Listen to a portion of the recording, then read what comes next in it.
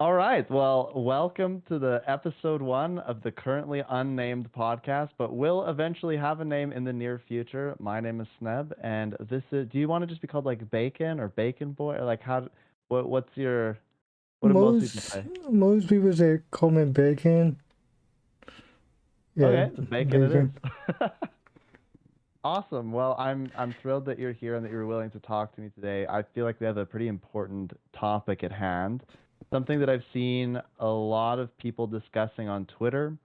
There have been, specifically in the Guild Wars 2 community, there's actually been a lot of like anger back and forth with people, and there's different camps of belief on the topic of difficulty in video games. And I wanted to talk to you specifically about this because you've been kind of open about some of your struggles, and you've mentioned you have different disabilities and whatnot. And I would love to hear your story and your perspective on difficulty, because one of the common themes I see on things like Reddit or YouTube or whatever, people say, "Oh, well, you need to make video games really easy so that even people with disabilities can do it." And whenever I have heard that, it kind of irks me. I have a brother that has a disability. He has muscular dystrophy, Duchenne muscular dystrophy. And so I hear that and I go, just because you have a disability doesn't mean that you need everything to be easy or that you don't respect a challenge or that you can't do what other people can do. There are, and anyway, that's where I kind of stood on that. I'm very curious to hear sort of your story, your perspective. So, hello everyone. So I have cerebral palsy, spastic quadriplegia, which pretty much means I have difficulty using like all my limbs. I can't walk. I'm in a wheelchair. Of course, I have a speech impediment. My right hand spasm like all the time. I have 90% control of my left. I love video games. I play GW2 a bunch. I play other video games a bunch, probably too much. But yeah, that's it for me. I'm looking forward to this topic and discussion. Yeah. Um, your microphone is cutting in and out just a little bit, so that would indicate that you probably need to move it just a little bit closer if possible. Um, and then that way it won't cut out. But yeah, I we got most of it, so it's fine. Um, yeah, I you said you play Guild Wars a little too much. Yeah, don't we all, right? Yeah. Yeah. Yeah, so I guess where I want to lead is, how does having cerebral palsy and these different challenges impact the way that you interact with the game and engage with the game? So since I have like very limited control over my right hand, I can only play with one with my left hand, but I can do all the raids, all the strikes. I can do TM fractals. I can do like everything this game has to offer. So it doesn't really limit me. Of course, I wouldn't be like the best player, but like I can be damn good. Yeah, you can. I mean, I've played with you a little bit, and I think one of the beautiful things about video games is that honestly, no one would ever know, right? Unless you told them, no one would have any idea about the things that you go through on a day-to-day basis. Because you are doing some of the most difficult content in the game. So for people that are watching, for context, doing CM fractals and doing raids, that is the most difficult content in Guild Wars 2. And so if you can do that, you're probably among, from a gameplay sense, you're probably among like the top 5% of players. Now, there are obviously people that are the 0.0001%, and those people are like speed clears. They do raids super fast. They're really efficient. But if you can do the things that Bacon just described, then you are a very good gamer in Guild Wars 2. You are very, very good. And so I think that's kind of cool because it doesn't matter in a sense if you have these challenges and whatnot because you can just go and do it in this game. You've clearly had to practice and learn to like work around some of these challenges. Like, would you actually mind explaining a little bit further how you play the game? Because I know you mentioned that you have these spasms in your hand. So what what do you do? How do you actually use your keyboard and mouse? Like what is? Because I'm just curious. I think you actually made a video about this once too. Yeah, I did make a video. It, um, uh, it, it's on YouTube, so if maybe you can maybe link to it or whatever. But Yeah, I will. I play mo. I don't use a mouse. I use primarily the keyboard, and I have all the weapon skills for 1 to 5, and I have all the keys, all the utility from Z to B. So I just kind of run around and use my skills and kill stuff. But one thing that I wanted to say is I play pretty much every class besides Mesmer.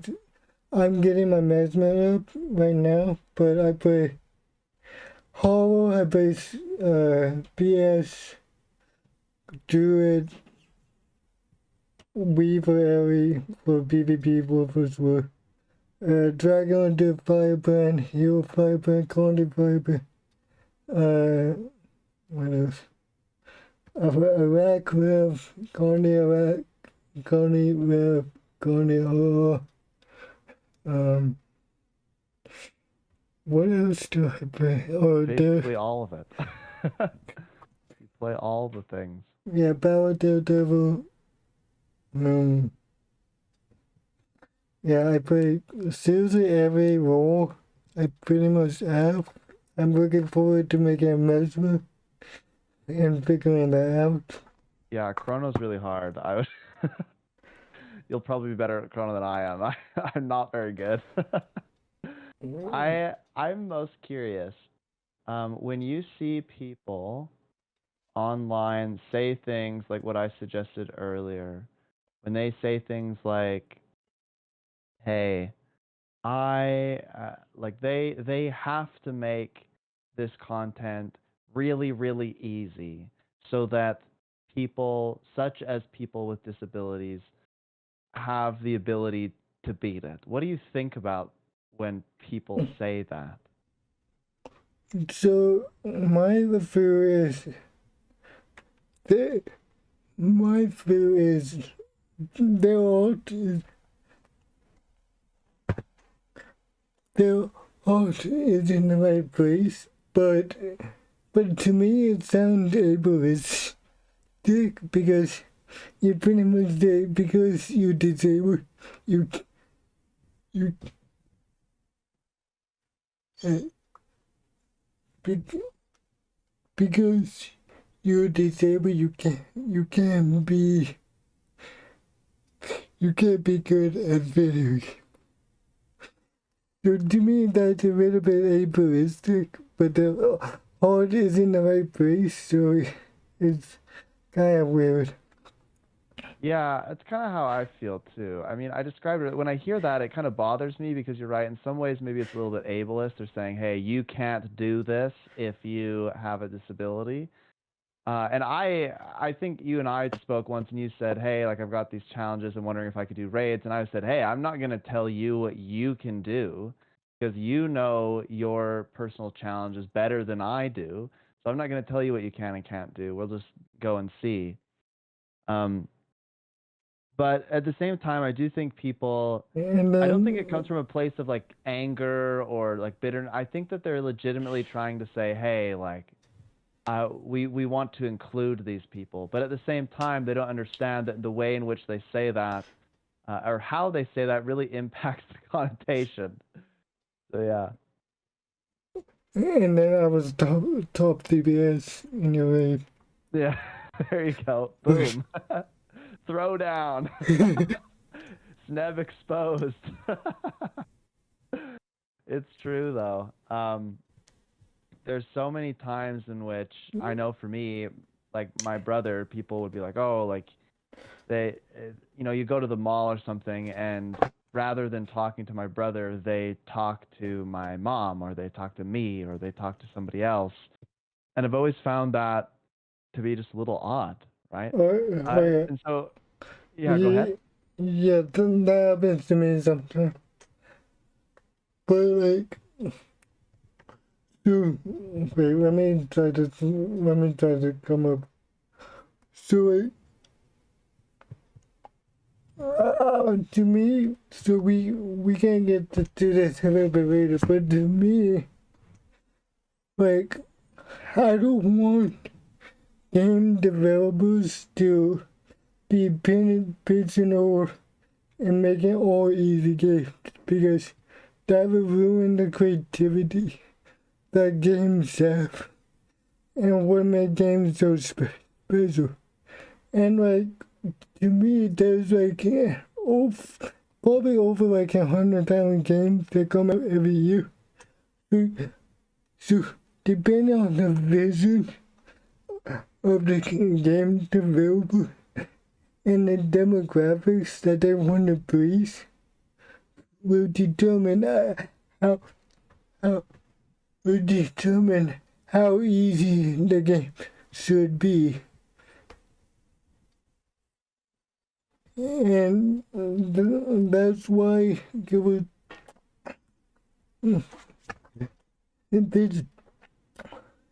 this is why I think GW2 have such a problem with it because they didn't really have a vision of what they want GW2 to be. Because they have so much iteration of these PvEs, things like dungeons, fractals, raids, strike, and open world and story. So they never like sat down and like, okay, what do we want Guild Wars 2 to be? And then just focus on that. Yeah, I agree with you. I think there's been a lot of turnover at ArenaNet, right? And there just is in the game industry in general, so you can't really blame them. But as you have different people funnel in, you have different visions, and at some point, if there's a long-term vision and your leadership leaves or moves to a different game or onto another project or whatever, that vision starts to get very confusing. And I think that we've experienced that in Guild Wars 2, especially in the last few years after the big layoff, right? Those Yeah. all those layoffs at ArenaNet, and then suddenly they were working with, the teams were consolidated, people left. It was just a lot to take on, and so as an organization, that's very difficult to overcome. But I agree, like you shouldn't go and I actually like what you said about creativity, right? If you just say, okay, well, we need to make it so that, you know, literally anyone, even if they can't, um, how do I explain this? We need to make it so that every piece of content in the game is 100% doable by anyone in the game. If you say that and you design a game with that methodology, then you really limit yourself. Because the reality is that no matter who you are, disability or not, you are going to hit a skill cap. And everybody's skill cap is lower, higher. Everyone's different. My wife, for example, she doesn't really play with a keyboard and mouse, and so she struggles in games like Guild Wars 2 because she's never had to do that before. And so when she goes and she plays this game, she's not going to be very good at least not right away. It would take her some significant practice and working on her coordination with a mouse and keyboard. And so if you design the entirety of the game around that, that's pretty problematic. I think for me though, where things get really interesting is when you design things like story to be very, very, very, very accessible. So much so that you hardly have to play it to win, so to speak. And this is where the real hot button issue is. A lot of people want to really debate this issue. And my stance is that if you make the story content or the content that is traditionally used to help you level as a new player, so, beginning areas, if every single event, every boss, every story mission is all so easy that you can go in with any armor, any stats, any skills, and the NPCs in some cases will basically do it for you or be a big help. And then you also have no fail state in any of those situations, so you can't fail, you just respawn a million times. If that happens, then there are significant consequences for people's skill development. It's like if, so I'm in sales, it's like if I went and I never ever had a call fail. So when I'm calling, I'm trying to sell something. If everyone always bought from me, no matter what, I would never become a better salesperson. And so I think that Guild Wars 2 suffers from this a little bit. There's a lower population in Guild Wars 2 Endgame because, well, one, I think that there are people that just prefer like hanging out and doing meta events, not really worrying about their gameplay, and that's fine. I do not want anybody to think that I'm against that. If that's what people like to do, then everyone can play the game however they want and experience it in their own way, and I think those are all valid. But the issue is that for people that actually are interested in dabbling into Endgame later, they struggle because there's nothing else in the game that has promoted their skill development in a meaningful way. What do you think about that? So, can I touch on something really quick first? Sure. So, we talked about this like a week ago. So, I was thinking about it. To me, there are two different types of accessibility for video games. I call like we are talking about the gameplay aspect of accessibility, but there also this thing called this thing that I call mechanical accessibility, which I define as, can a person with a disability or whoever play your game can actually play your game with adaptations or without. Mm-hmm. So what with this is a accessibility where I'm actually really focusing, and I think the game devs and other companies like Razer and Rocket should be focusing like more attention to. So what do I mean? Like, so like having hotkeys for every game, so people with disability can switch the keys. Maybe making shooter games on the computer be controller adaptive. I know Amos is a problem, but that's one example. Maybe for people with seizures, maybe being able to turn down the brightness of the screen so they won't see like all the lights, and that might induce a seizures. Those type of things are like mechanical and it's just accessible, and those are the things where I think more focus should be. Like, can someone with a disability play your game? Play your game. Mm-hmm. Yeah, so basically there are two kinds of accessibility, mechanical and gameplay. And so what I suggested was mostly a gameplay accessibility issue. And what you're saying is, hey, the real issue for somebody, um, especially somebody who has disabilities, is can you actually even play the game? Because if let's say that Guild Wars 2 didn't have action cam or anything, and didn't let you change your hotkeys, you might not be able to play it at all, right? Yeah. I mean, I don't think you use. Do you use action cam? I don't think you do, right? No, no. Yeah, no. But the point is, if you couldn't change your hotkeys, it would make the game very difficult to play for a lot of people. Yeah. Uh, and I know there's actually some people who play with a controller. Or I met somebody who has some wrist issues, and they basically play with like some kind of touchpad or something, and then they use mostly their mouse and mouse buttons. And so if they didn't have that ability, they actually just wouldn't play the game. And that's a shame because, or that, well, it's not that they just couldn't. There'd be no physical way. And so I think you're correct.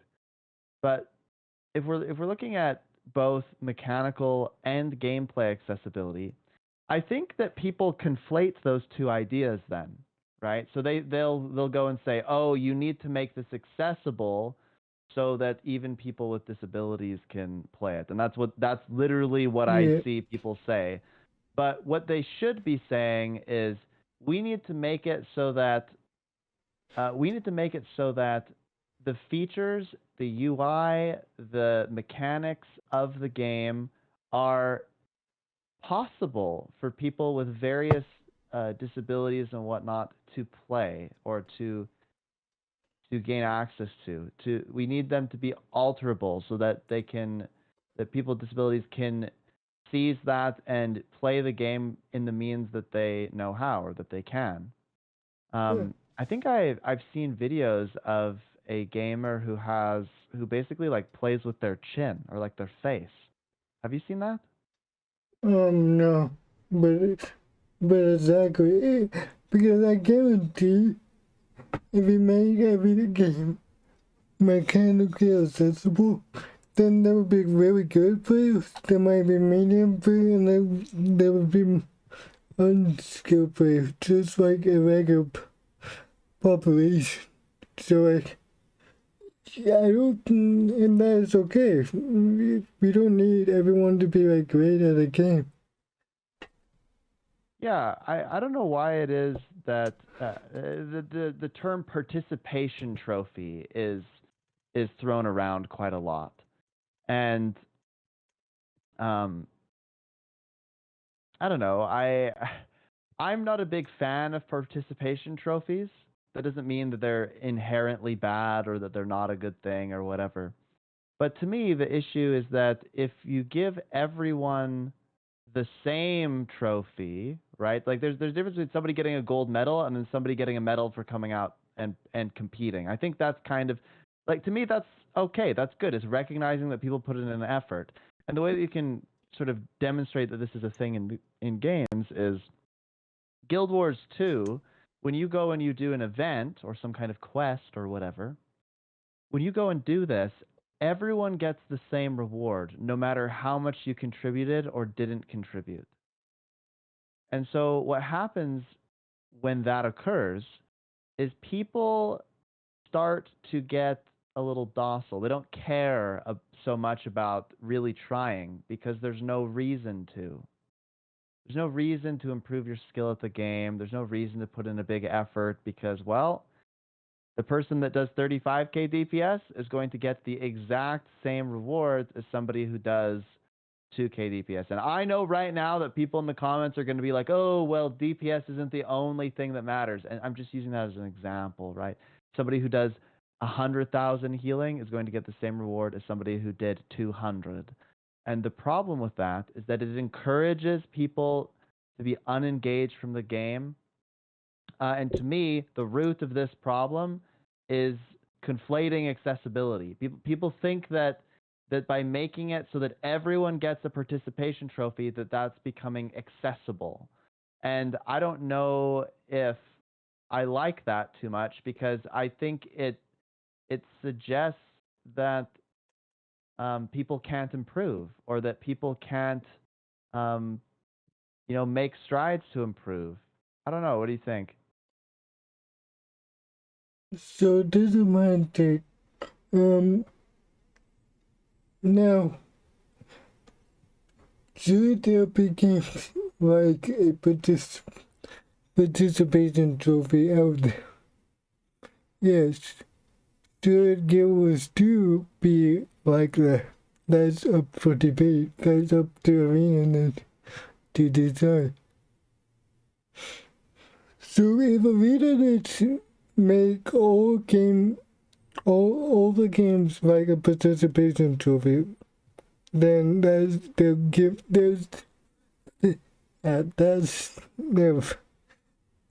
right to make it like that. Now we can debate whether they should not or should. I rather they not, because I actually like to compete. I like big numbers. I like to do well, but I think we're all addicted to the big numbers. Where are the big numbers at? but yes, there should be games out there that are very easy to play, like AFK Arena or Yeah. for those type of players.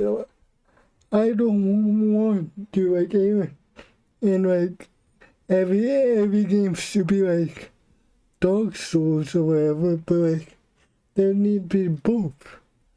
Now the debate is with the GW2 community is which side do you fall on? Where do you want the game to go? And should there even be sides, right? That's the other thing. Um, I that's a very good point, right? Arena has the right to do this. They can design the game however they want. Now, should it be this way is the question. And my should it be is, I think that participation trophies can be positive, because if everyone gets a reward from the event, at least you didn't waste your time. I think people value their time, and if you're not a super experienced player, or maybe you're not doing the highest damage, I still think you should get rewarded. I think it would be silly if you went into something and you didn't get a reward. But the issue is that if everyone gets the same reward, then there's no reason for anyone to ever think, oh, well, this guy over here, why did he get, a little bit of extra gold? Or why did he get like a little medal, or like a little shout out in the map or something? Like, why did this happen? I think if you prompt people to understand that there are players that are better than them in the game, that they'll want to get better themselves. And there's nothing wrong with not being the best one in the map. There's nothing wrong with being the worst one in the map. And I don't think they would denote who is the worst on the map. But I think it would be cool to. I think it would be. Yeah. Imagine if they did that. That person would get absolutely annihilated every time they did anything. But Congratulations, you suck. yeah, congratulations, you did 4 DPS. Here's your trophy. Like 6 different spikes. Anyway, I think it's just really valuable that people understand that there is somewhat of a hierarchy. Not that there has to be a total hierarchy and you're a peasant at the bottom or anything, but it just like the PvP leaderboards, it's kind of cool to be like, wow, like that player's really good. Like they had to practice, they have some significant skill. I wonder if I could message them and they could tell me I wonder how I can become like them, right? How do I become a better player? And I think the only way that you do that is, well, actually there might be a couple ways. One of the ways is you just internally want that. You desire to become better. And if that's the case, then you're going to consult external resources. You're going to go and get ARC DPS. You're going to talk to different people. You're going to look up builds. You're going to look up YouTube videos. But alternatively, if you're not like that, if you're not internally motivated, you need some sort of external kick in the pants, so to speak, so that you'll be prompted to go do these things. And the only way that I can see that happening is if you're not getting max rewards all the time. Right now, there are people that go in with 30 plus alt accounts and they AFK with minions in Dragonstorm and they get exactly the same rewards as I do. And that's the frustrating part about this accessibility argument. Whenever I bring that up, I feel like people, and this is the reason we're talking. I always am scared to bring this up because I feel like people take that little snippet of what I said and they try to twist it on me and think that I am trying to offend people who have different physical abilities or that I'm trying to prevent people from experiencing the game. And that's really not my intention at all. I'm a really firm believer that people should be able to play the game whichever way that they desire. But I think it's really bad for the game when the content is so easy that you can have 30 accounts in there that are doing quite literally nothing because the player's not engaging with them really at all. Their minions are just moving around for them. And that person will get rewarded for that. If there was a way to measure your performance and make it so that those people, they'd maybe still get something, but it just wouldn't be a ton. And then the people that are performing in the, like, I don't know, let's say the top 25%, you could do it like top 25, top 50, bottom 50. So that should be gold, silver, bronze, right? And if you did that, you maybe got like 1.5 times to 2 times the rewards in gold. Maybe silver gets 1.25 to 1.5 times the rewards, and then everyone else just gets the regular rewards. We're talking about such a minuscule difference, but what it does is it promotes people getting better at the game and wanting to engage with the content in at least a somewhat skillful way without saying that you have to engage with the content in that way. What do you think about that? You know what I was thinking about? Practice. Yeah.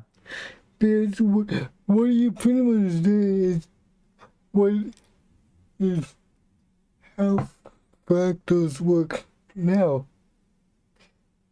Because you get paid till 1 and you get some reward, then you go to till 2 and you get more reward. Then you go to till 3, you get even more reward. Then you go to till 4, you get the most amount of reward. Then you go to CM factors and you get the most rewards. And the funny part is that people really only play tier 4s now. Like I'd say 90% of people only play tier 4s, and so it's actually in some ways more difficult to start and try to do tier 2s and 3s. I think the fundamental difference though with fractals is that fractals it is already expected that there's going to be some kind of incline because it's end game content. But if you think about this, like the jump from something like open world to something like tier 3, tier 4 fractals is quite high. And so I mean the argument is that people, yeah, they can go tier 1, tier 2, but I don't think many people do. And this could be my bias. I'll acknowledge my bias here. I've always thought that most people, they go in and they might try out fractals in tier 1 and 2, but they jump into tier 4s as soon as they can. Because it's just way harder to get groups for tier 1, tier 2, tier 3 even. Well, unless it's like those challenges or whatever. So I came back to this game a year ago. So I took a 4-year break and I came back a year ago and I started a new account. So when I started my new account, I literally started from tier 1 and went up to tier 4. So I did it the wrong way, but it worked out. Like you can get a group pretty pretty easy if you LFG, but no one does that. So Yeah. I feel like I would love real stats on this. It feels like a majority of the Guild Wars 2 player base, they just enjoy doing metas and doing the story and doing all those sorts of things, but they don't really engage with the game in in like the higher end content. And there's nothing wrong with that. To be very clear, there's nothing wrong with that. But part of me wonders if the reason that they don't is because they're just really scared of attempting that content because it's so much more difficult. And so if we were to do something that promoted people or that promoted the idea of getting better at the game or analyzing your build or looking at your skills or looking at how much damage you're doing, if we did anything like that, just gently, like you don't ever want to gatekeep people out of open world. That wouldn't make any sense. Um, but I think that if there was something that helped encourage people to want to get better at the game or to learn some of the more fundamental things about the game, that content, that end game content would be much better. Yeah. so it's so I yeah. So I had an idea of what Arena can do for the future to make it to appease the most people. I think besides the people that want to play solo, those people won't be happy with my idea, but the game is an MMO, so you have to play with people. So, Yeah. so this is what I would suggest Arena to do. So keep open world and keep most of the stories in the open world. But then maybe every map, maybe every 2 maps, have a story mode public in central. So I would say on difficulty scale probably tier 2. Like not super hard, but still more difficult than the open world.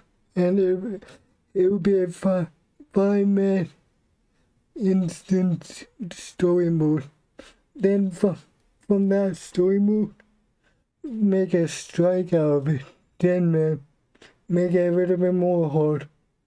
EOD is supposed to be doing this.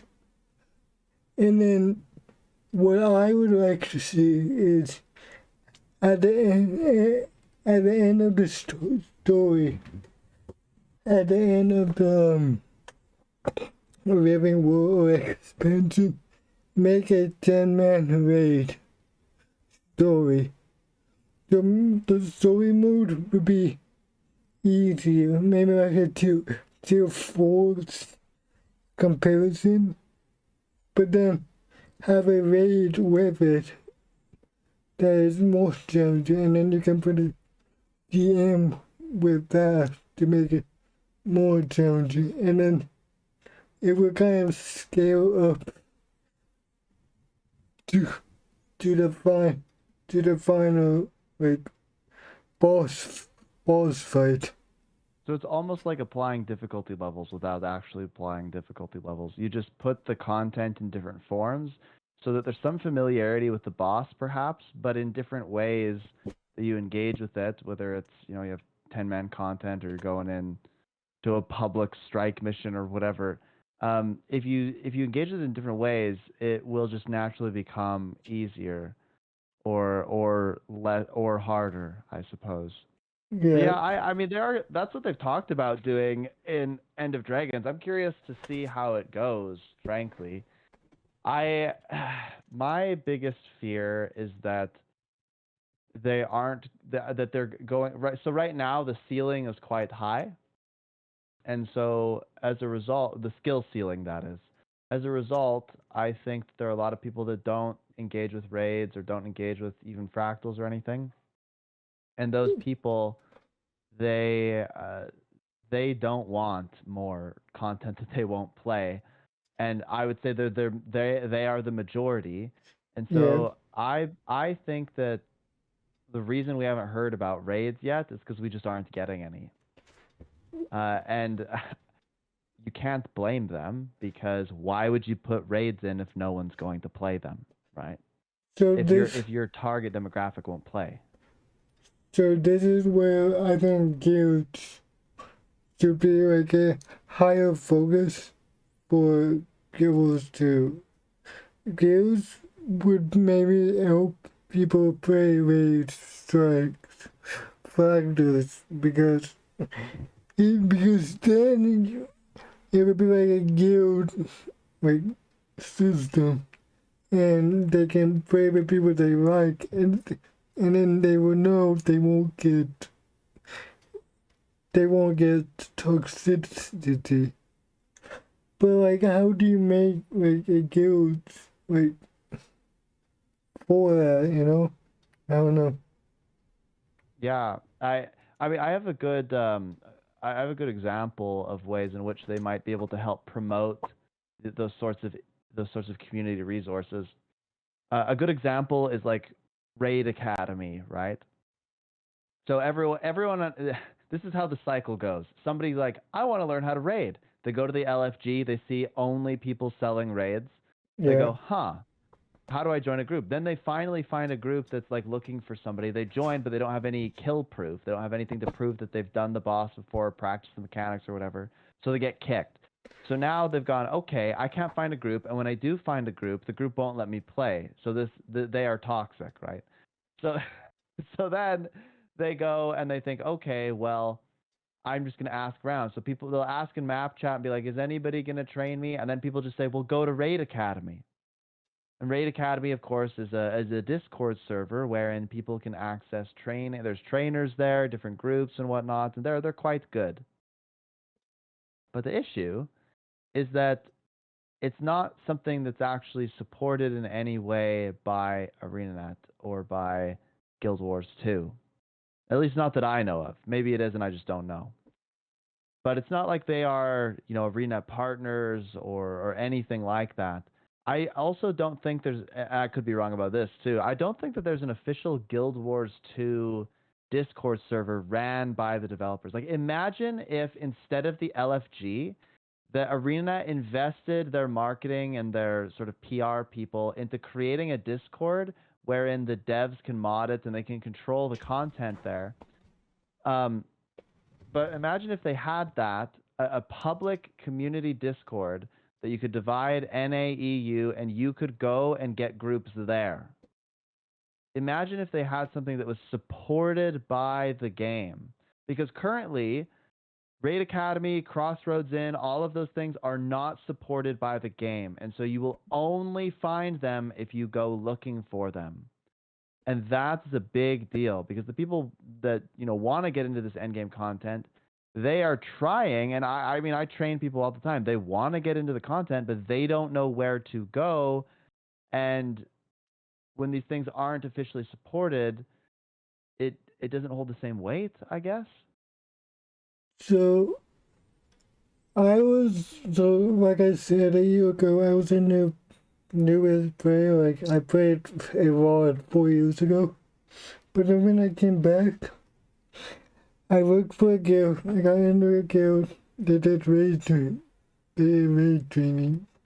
So I joined the raid training, and that's how I got into raids. So like more, I'm not saying all a crossroads, all these big discords. What I'm saying is just guilds, just random guilds out there, making random guilds. Maybe have a raid trainer per guild, but how do you monitor that? But like that's how you can get raid. People do raid just by promoting openly. So if you have like five slots, maybe have 4 slots for you, and then have 1 slot where you play where you join a random guild and do raid training for them. So because that's what I kind of did was like I met these people in raids. They were great. They were funny and like, but they were not that good. So I was like, okay, I would join your guild, and then whenever I won, I would do a raid and then invite whoever wanted to raid, and just go in, do whatever raid, and be like, okay, who's new, and just kind of read the raid. So like, so I think the biggest thing is having random guilds, not all A and crossroads, be the bridge from casual to raider, but like, but maybe I'm not really sure how you can make promote that as much, but yeah. So you're talking about promoting social interaction, basically, right? You're trying to get people to join a guild, or trying to just get them to mingle so that they can learn. Is that correct? Yeah, and promoting guilds out there, not or also not crossroads to do trainings. Maybe that means to train one of the guild leaders raids so they can go out and train their guild. Hmm.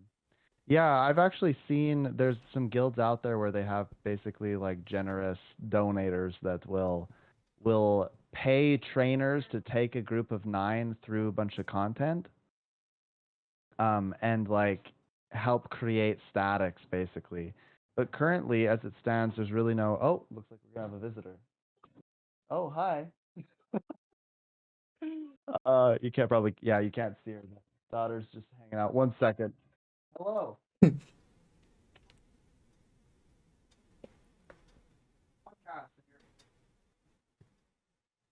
You need a hat?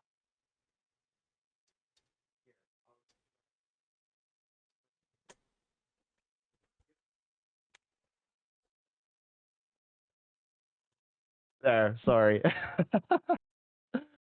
Classic. No worries. Sorry, what were we talking about?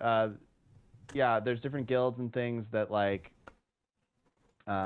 they train people and stuff. What were you saying? I was just thinking like whenever I raid, I mostly use LFG. And like I had two people, two separate times that came in and was like, I'm new, can I join? I'm like, okay, do you know the fight? They both say yes. I'm like, okay, you gotta join. But if even if they didn't, I would probably give them 1 or 2 minutes of explanation and then just go in because like I love Mighty Teapot. Mighty Teapot said if you can carry 1 or 2 people through a raid, you bad. It's true. I So don't know.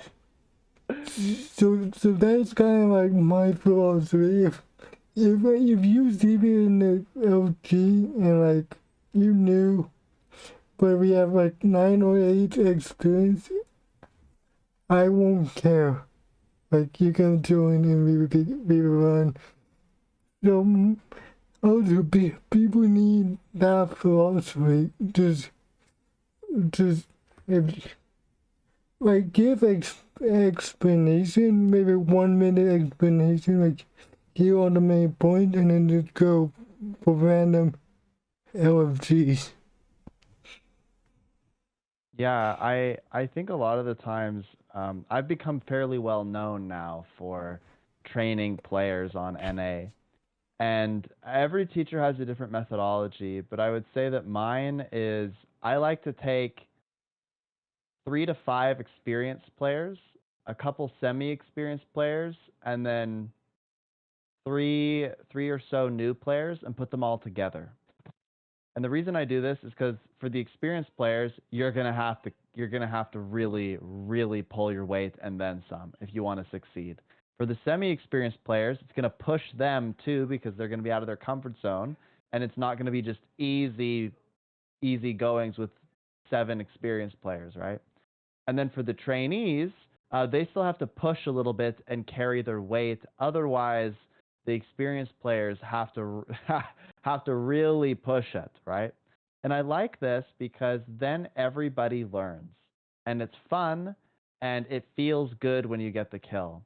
If you're a player and you're brand new and you go in with 9 experienced players and you kill the boss in the first pull, let's be honest, you probably didn't contribute a lot.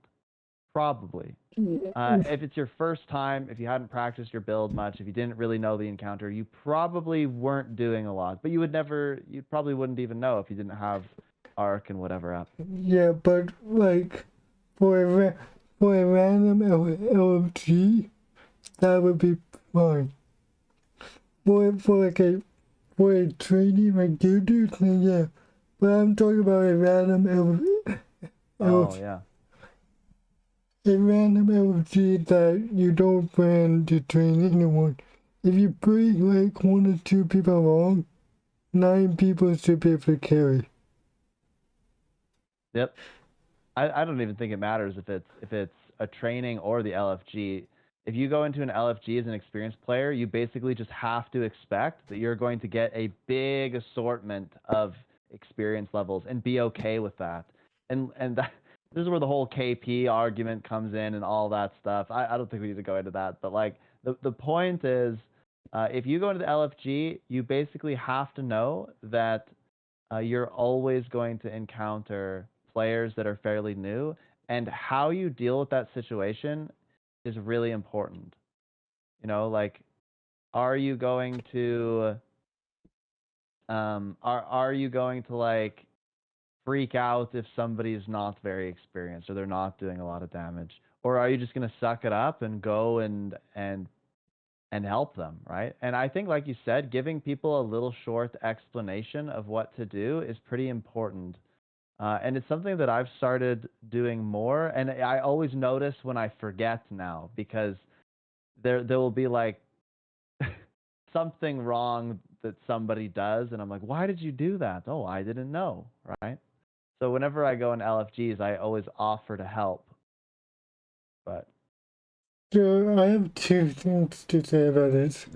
First, I come back from a first-person shooter. I play like Call of Duty, Gears of War, Halo.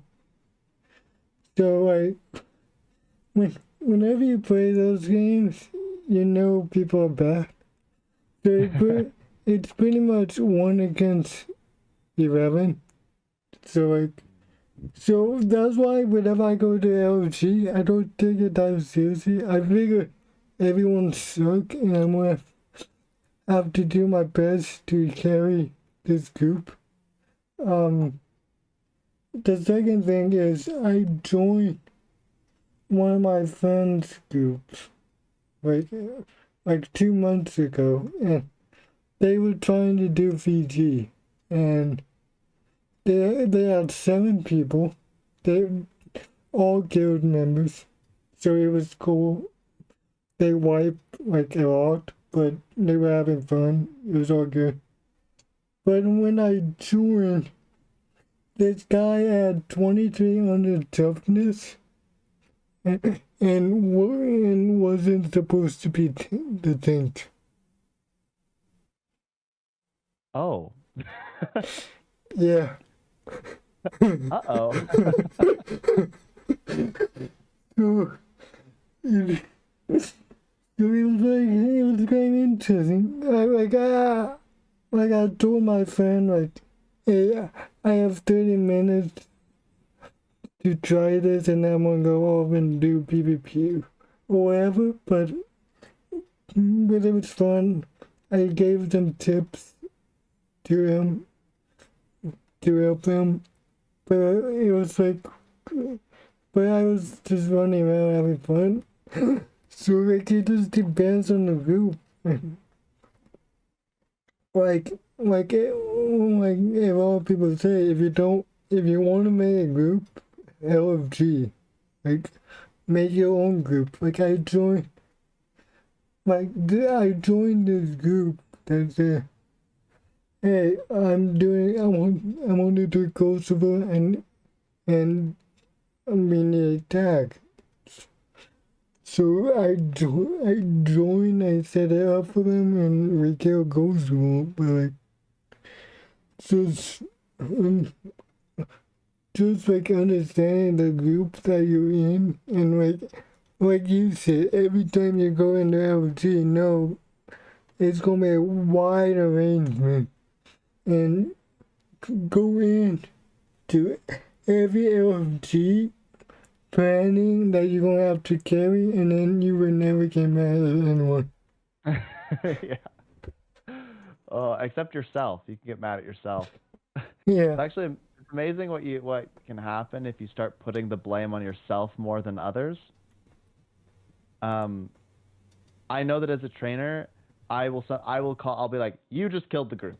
Because like if they stand on agony, or if they have agony on Karen, which is this, for those that don't know, it's this mechanic where you have a red ring around you, and if you have allies in the red ring, it like detracts 10% of their HP like every second.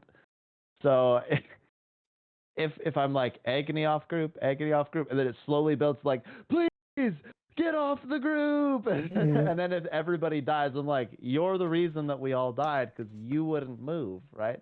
But Yeah. most of the time, I throw it back on myself and I go, okay, how could I have communicated better for them to know that they needed to leave? How could I have taught them better? How could I have adapted better? Could I have gotten everyone else to move instead? And if you start to think about the game, or just really most of your life like that, if you think like, how could I have done better rather than how could the people around me have done better, then you will fix a lot of problems. You'll actually address a lot of issues. And I've just seen a lot of great success from that. And it also makes for just a more pleasant experience with your teammates. If you're blaming your teammates all the time, they're going to start to get pretty pissed off. Anyway, we are coming up at the hour mark, so I kind of want to start making some kind of closing remarks and whatnot. I just want to return. I think we've jumped quite a bit from topics ranging in difficulty level, what people should do in raids. We've talked a little bit about accessibility, the different kinds of accessibility, and I just want to touch on that one more time. I think it's such an interesting topic to me. The idea that there's mechanical accessibility and the idea that there's gameplay accessibility. I think that you can speak for this better than I can, given that your experiences and your life. Do you feel like people overblow or just blow it out of proportions? The idea that the game needs to be more gameplay accessible. So I believe it's okay to be bad and not be good at the game. So like we just so I believe if you give everyone the mechanical accessibility that they need, they they can be good, and it's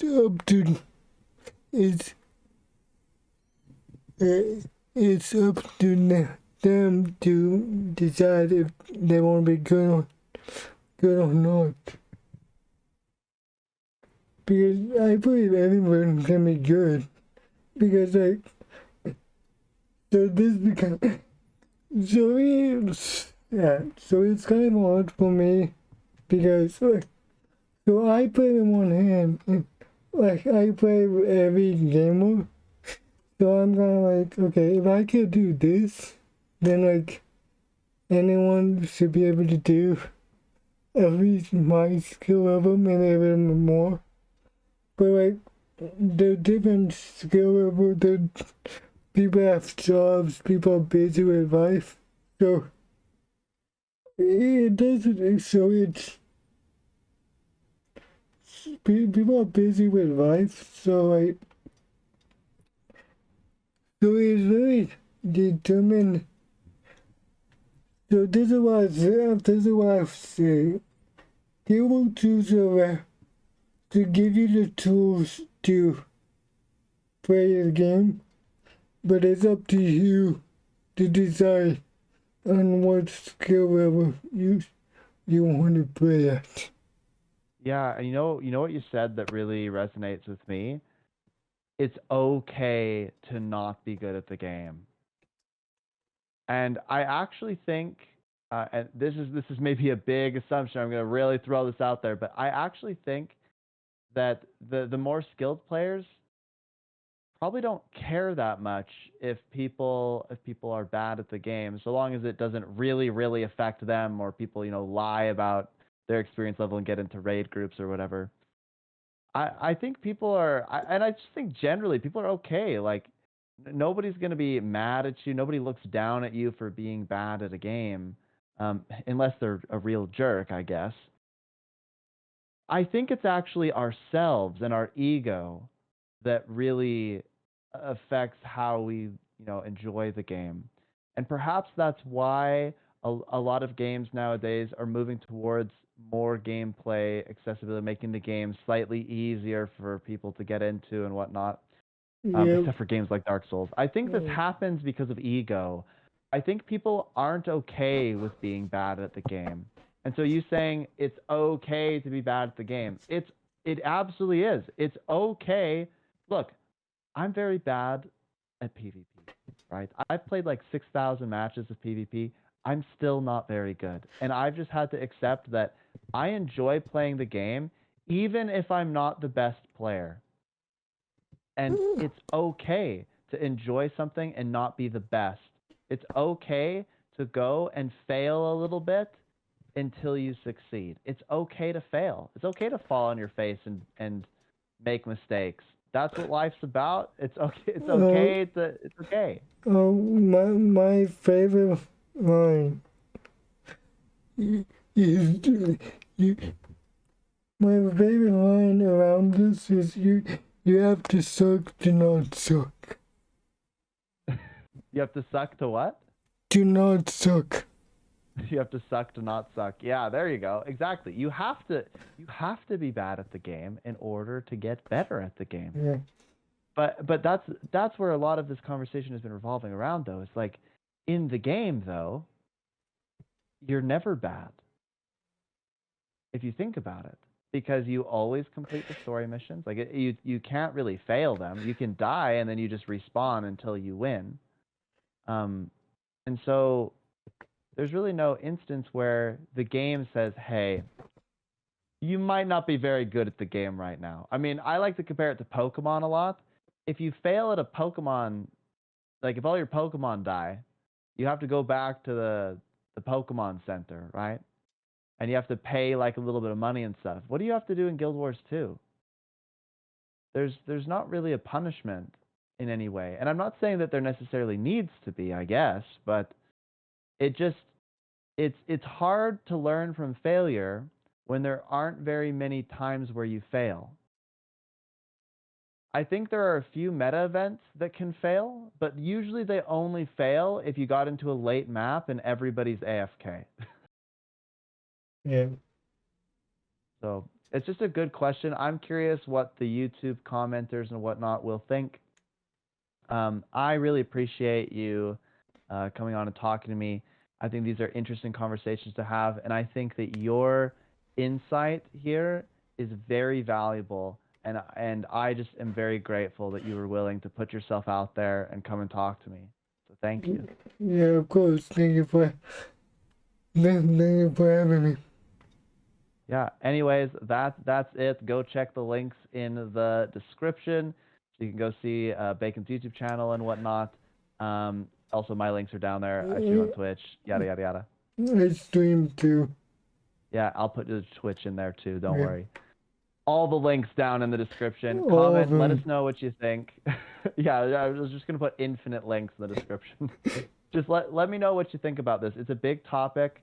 My goal was to remain kind of neutral while also injecting my own perspective in here. I would love some feedback. Comment below. What do you think about this mechanical accessibility versus gameplay accessibility? Are games becoming too easy? Are we harming people's ability to become more skillful at the game? What can games do in that regard?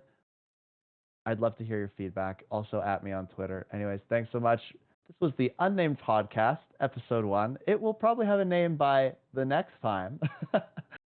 But until then, stay classy, my friends. Go out, be good, be kind to one another, do good things. Don't let your dreams be memes, and we'll catch you next time.